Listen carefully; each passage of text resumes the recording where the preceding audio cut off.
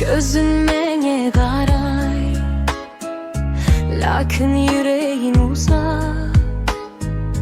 Bir söz aytmaysın sevgilim, mende kalam sağınçta. Ellerin yalındı, ama tutmadın beni. Sükutun ağırlık verir, her gece aynı dert mi? Aytsana ne kütermen, bir işaret, bir nefes. Yüreğim yolda kaldı, ya men ya da hiç kim. Hem seversin hem sevmeysin beni, hem seversin hem sevmeysin beni. Bir kere de ay canım beni al ya ket. Hem seversin hem sevmeysin beni, hem seversin hem sevmeysin beni.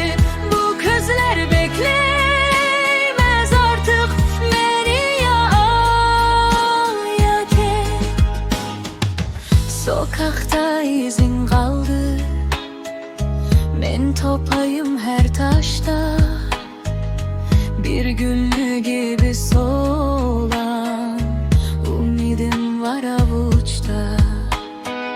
Sen gelsen bahar olur, sen gelsen gün açar.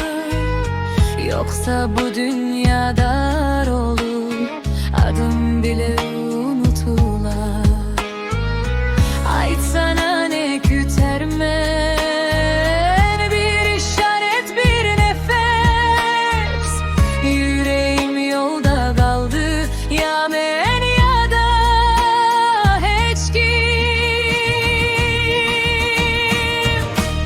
Hem seversin hem sevmeysin beni, hem seversin hem sevmeysin beni.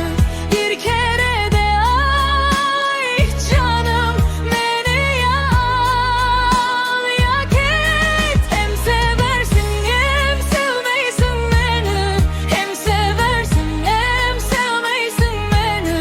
Bu közler bekleyemez artık beni ya al ya ket. Eğer yolun mense gel, eğer değilsen söyle. Yarım sözler yandırdı bu közümdeki